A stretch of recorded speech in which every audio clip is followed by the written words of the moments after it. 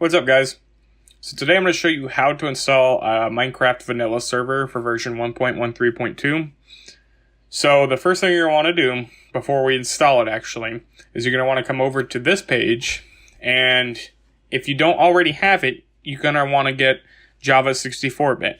It allows you to allocate more RAM to the server. So you kind of want more dedicated WAM.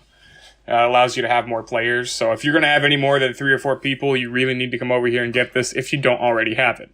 And the one you click is you click this Windows Offline 64-bit link. And all it's going to do is download a little installer. I already have it, but you're going to download it, install it, and you should probably restart your computer. After that, you're going to come to this page. You're going to click this download Minecraft server blah blah blah .jar file. Then you're going to want to click keep. It just for some reason detects it as a semi-dangerous file. I really don't know why. I already have it, which is why it has that 1. So if you have downloaded it multiple times, you want to remove that 1. So I'm going to wait for that to finish up there. Close all this out. While that's doing its thing, you want to make a new folder. Name it whatever. I'm going to name it Minecraft server. So once that's done doing its thing and downloading, you're just going to go ahead and drag it over. Once in here, you can close your browser out now. If you do not see server.jar, if you don't see the .jar, what you want to do is go up to View and click File Name Extensions. So if this is what yours looks like, just server, you got to go to View and then check this. And you got to make sure it's checked. So now you'll see .jar. So your next step is going to be create a new text document. And you are going to rename it launch.bat. You can name it whatever you want. You can name it start, run, whatever you want. It doesn't really matter. Then you're going to want to click yes. And your next step is going to be to edit it. You can use edit, which just uses the stock Windows Notepad, or you can go to edit with Notepad++, like I have, which is what I prefer. Ignore that. So you're going to want to paste the line from the description. And then over here, these two numbers are going to be this is your maximum and this is your minimum amount of RAM in megabytes. So for the purpose of the video, we're just going to leave it the same. But if you wanted to do 4 gigs for your maximum, you would do 4 times 1024. And your minimum 2 gigs would be 124 times 2. So you do 2024 or 2048 is what you'd put over here. And then we put 4096 over here. And that's just going to be your minimum maximum RAM. I wouldn't go any higher. I'd leave your main system at least 2 gigs to itself. So if you have 8 gigs, I wouldn't give it a maximum of any more than 6, personally. So once you're done, you're going to use Control-S or File and then Save, whatever's easier. Close it out. And you're going to run it just by double-clicking. And it's going to sit here and go through the server. And then it'll just close the window out. So your next step is you have to go into eula.txt. Now in here, you have to agree to this. So you're going to change this false to true. And then save it.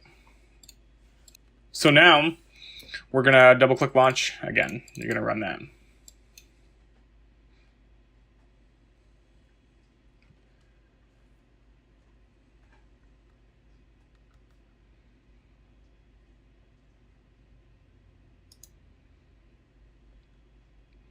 Okay, so once this is all done loading, you'll see done, and it'll give you time in seconds. So that means the server has officially loaded, and it is technically running at this moment. But the next step, what we're going to do is we're going to type stop. So now that it's closed out, what you're going to do is you're going to edit server properties. I'm going to use Notepad++, but you can use just normal Notepad, Windows Notepad. So over here is all of your settings for the server. These are base settings, without plugins and stuff like that. So the first thing is your server IP. It's most important to get it running. You're going to come over to Start, type CMD, and then click Command Prompt. Now from there, you're going to type ipconfig, and you're going to find your IPv4 address. It should be on Ethernet unless you're on a wired network or wireless network. Anyways, and that's the address you're going to use in this spot. So we'll come over here, 192.168.1.4. This is your port. This is the port you want to use. That's the stock generic one that most people use. And then these are the rest. These are just, your settings you can use to change how the game works, For the test server, we'll name this the max tickish. Just so we can see that it's ours. So I'm going to use Control S to save, or you can click File Save and close it out. Now I'm going to relaunch it. And it's generating. You'll see, see, 1.9 seconds. Done. Done means it is officially loaded. So I'm going to hop over to Minecraft, multiplayer. If you haven't already done this, just allow access. Add server. 92.168.1.4 25565. Done. And there we go. Max tickish. Click play. And here we are.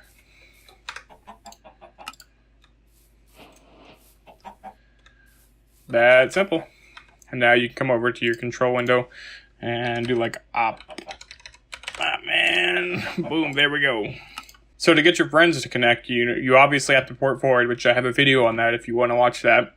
So after you've port forwarded, you're going to go and look up what's my IP. You can literally just type it into the Google Chrome bar up there, or just go to Google and type it in, and it will show you right there.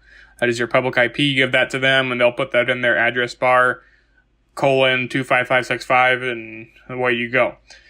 Now, if you're having problems with people connecting, my first troubleshooting step would be to come to Port Checker, which will be in the description. Come over to port number, put in your server IP, or the server port, which, I'm going to do 25565, and then click check.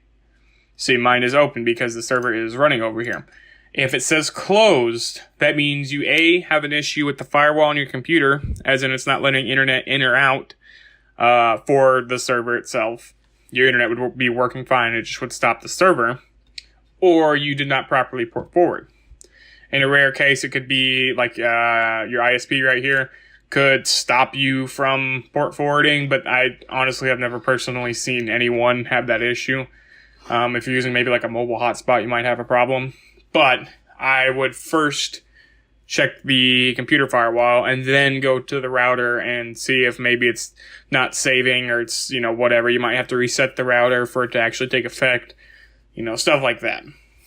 So hopefully I taught you something that you didn't know or you needed to know, and so now you and your friends can play, or maybe you can make a $1,000 server or whatever it may be. So don't forget to like, comment, subscribe, dislike, give me some input, whatever. Watch my other videos. There's support forwarding, how to set up Tekkit servers.